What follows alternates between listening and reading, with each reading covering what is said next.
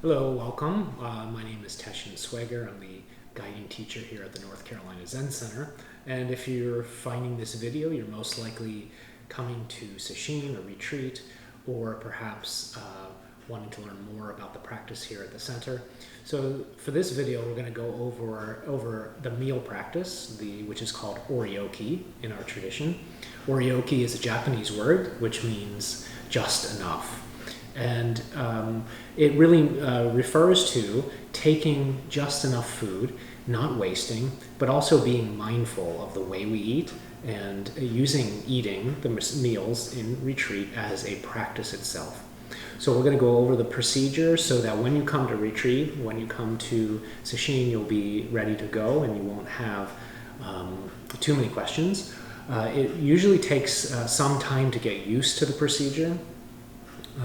So the main thing that I want to do with this video is to relieve some of that stress about eating properly in Sesshin and make it so that you can dive right into the meal and not feel as much stress. So with that, let me show you some of the things that we use. Each person coming to Sesshin gets a set of nesting bowls, which are wrapped up in here, and we'll go over what's in here, and as well as a teacup or water cup. To my left here, we have the inking bell and clappers. And further over, we have 2 offering bowls. So we'll go over each of these things. During the meal, we do a certain set of chants. If you'd like to practice or to look up these chants, we have a chant book on our website, a PDF of our chant book. You can also purchase a copy of the chants that we use here at the Zen Center, from the Zen Center. And during the retreat itself, those chants are passed out on a laminated card that each person can keep at their place.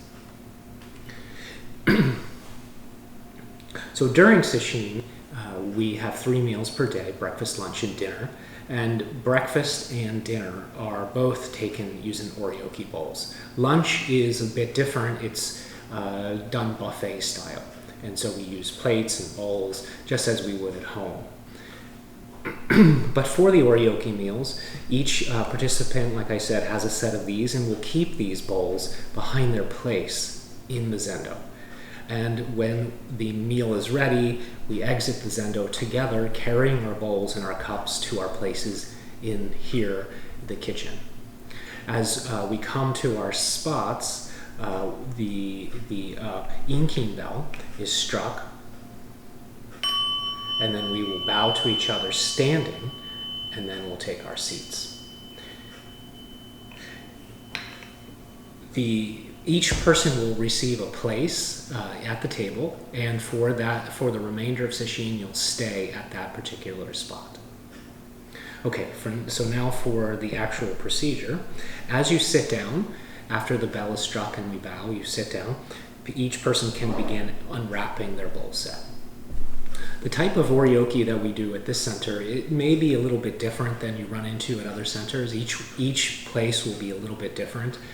We use a modified and a simplified version of Oryoki, so be aware of that.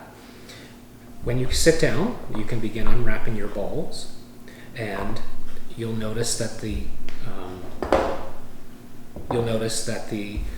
bowls are kept in this tablecloth. So the first thing you're going to do is unwrap the tablecloth, and you're going to point the corners so that it's a diamond shape in front of you. The next thing you want to do is to make a square or a rectangle out of it by taking the top corner and folding it inward. And you'll notice that there's a little point that's still sticking out in front. You'll do the same thing in the back, and then on the sides as well.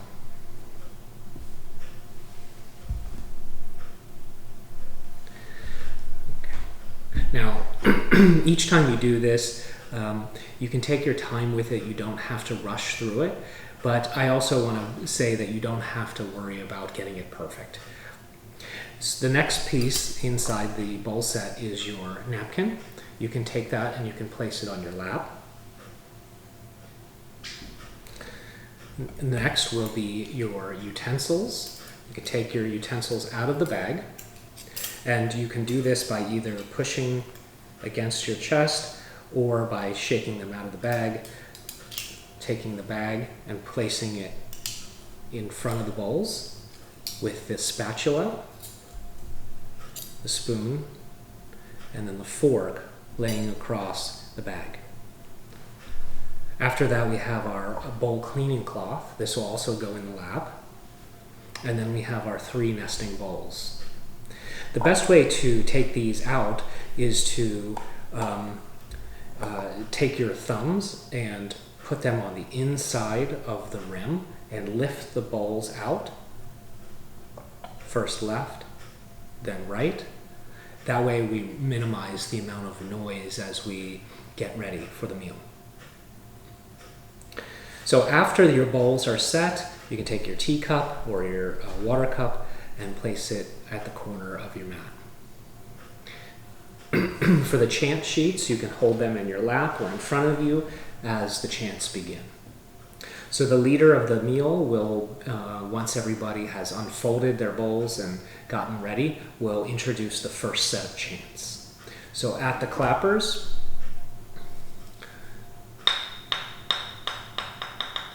at that point, when you hear those clappers, you'll raise your hands into gasho and you'll begin the chants. The leader will begin by saying, excuse me, the leader will begin by saying, "With all that lives, let us honor the 3 treasures. Let us recall the exertions of Buddhas and Bodhisattvas." And then everybody joins in. "This meal is the labor of countless beings. Let us remember their toil. Defilements are many and exertions weak. Do we deserve this offering? Gluttony stems from greed. Let us be moderate. Our lives are sustained by this offering. Let us be grateful. We take this food to attain the Buddha way." So that set of chants is done before we serve the food. Once that set is done, you can take your laminated card and put it off to the side or in your lap. It can be tight at the tables with people on either our left and our right. So we want to be mindful of where we place things. Common mistakes are that we drop our cards, we spill food occasionally. So we want to just take care and take time with all of this. Once the first set of chants are done, we begin to serve the food. So the food is served down the center of the table. Take what you want, and you can distribute the food as it's served between all 3 bowls, or put it all in one bowl, however you'd like. There's no set way to distribute the food in the bowls. And the main thing is to be mindful that whatever you do take, you need to finish. So we don't waste any food in the bowls. Okay. As you take your food, you also want to take a piece of dry food. Let's say it's breakfast and there are some sunflower seeds. You want to take 1 or 2 sunflower seeds as an offering, and you want to put them on your spoon. And then also, as the tea or coffee is being passed out, you want to take at least a little bit, even if you don't plan to drink any with the meal, or water, and have that in your cup as an offering as well. And we'll say more about that in a moment. Once you have your food in your bowl and your tea in your cup, we'll get ready for the next set of chants. So another note that we want to be mindful of is, as the food is being distributed, there's often many things that are passed down the table. A main dish, a side dish, often a few condiments, the tea or coffee or water, salt, pepper, things like that. As things are making their way down the table, you want to be aware of passing everything to the next person. Sometimes things get stuck, and then we have to encourage people to keep things moving. Once the food reaches back to the beginning again, to the leader, then they will begin the next set of chants. So for this next set of chants, When the clappers are struck, we're not going to bring our hands into gasho, but rather we're going to lift one of the bowls up that has some food in it. So again, the clappers are struck, and then as the chants are intoned, you'll lift your bowl up and you'll begin the chants. The chants will begin like this.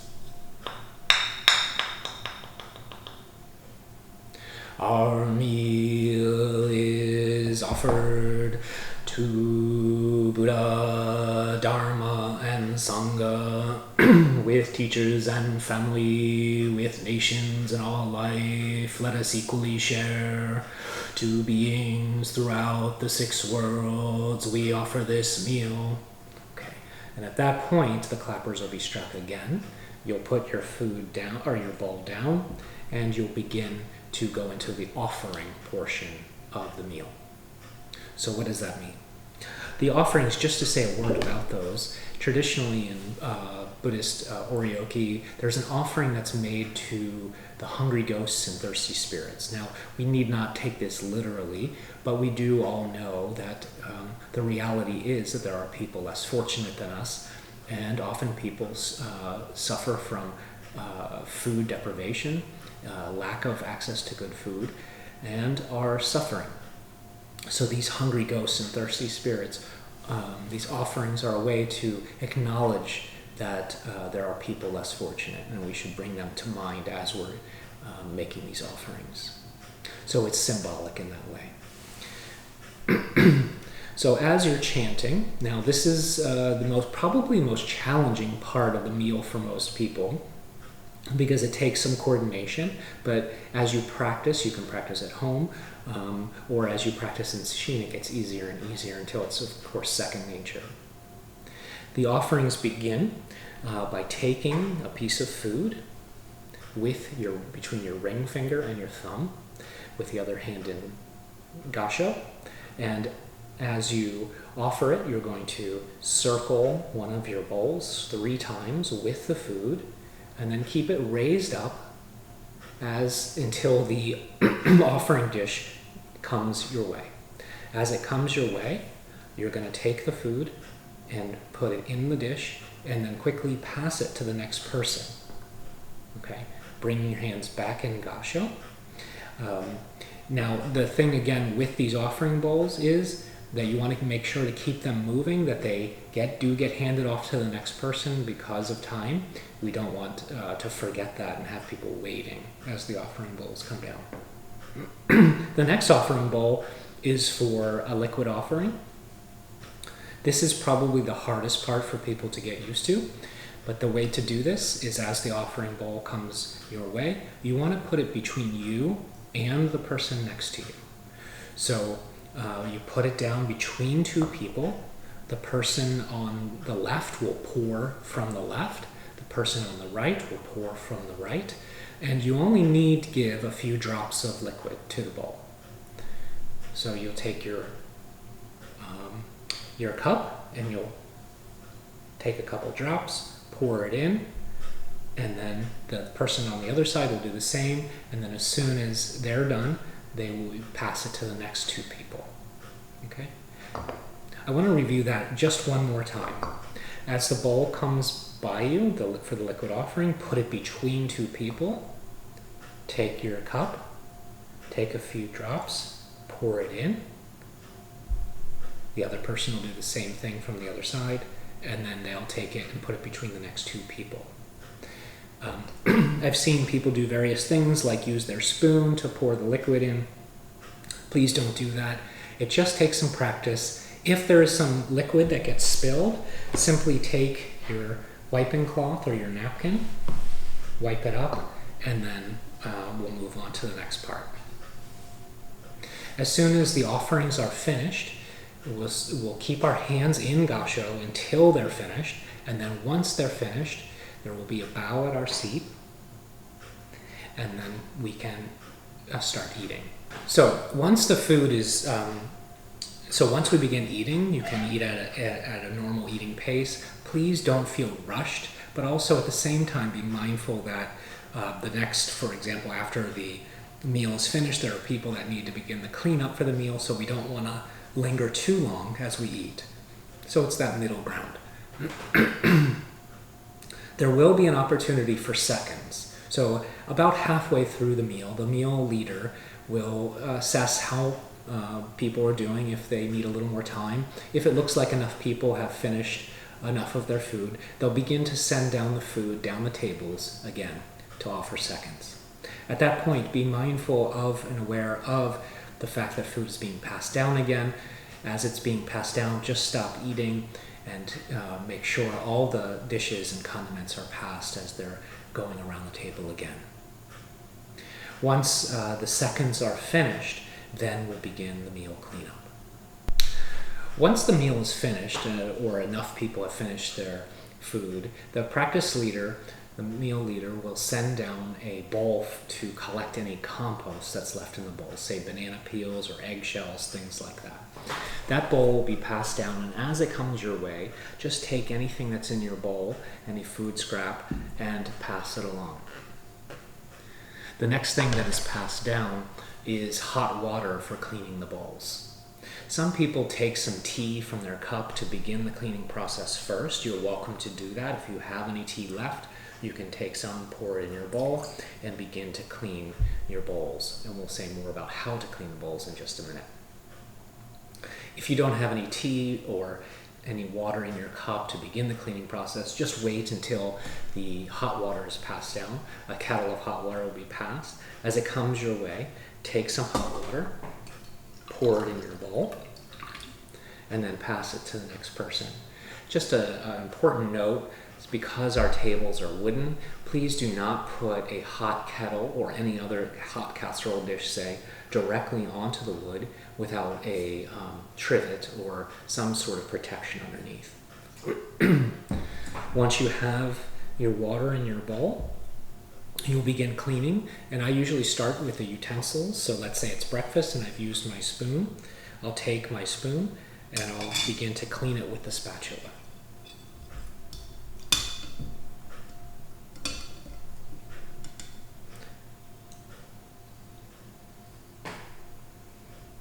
After the cleaning any utensils, you'll begin to wipe the inside of the bowl with a spatula, cleaning any food scraps as best you can.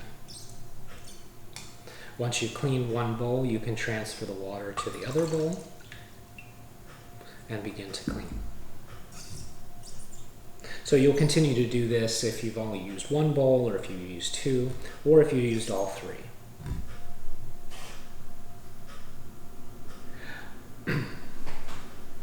Once you've cleaned your bowls, you're just going to wait until the bowl for the hot water comes down, and it'll be discarded there.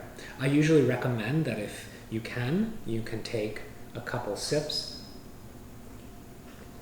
of that water in the spirit of not wasting, and then as the water bowl comes your way, put it down between two people.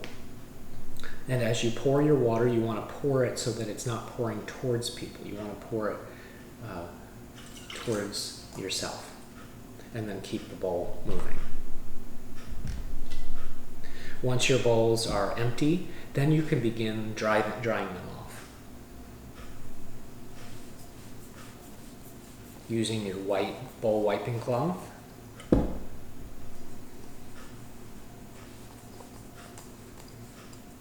for whatever bowls have any water in them. And then once the bowls are dry, you can begin to nest them back together. Again, using the thumbs to avoid too much clanking and too much noise. You want to take the bowls by your thumbs and put them inside each other. And then take your utensils, and we're basically just reversing the process that we began with.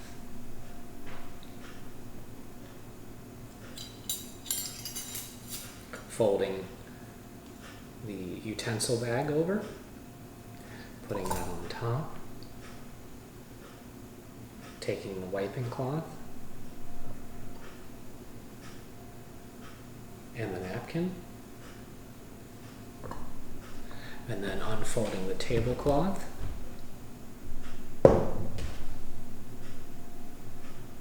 folding the bottom corner up, the top corner back, and then the sides come up, and you'll do just a simple tie.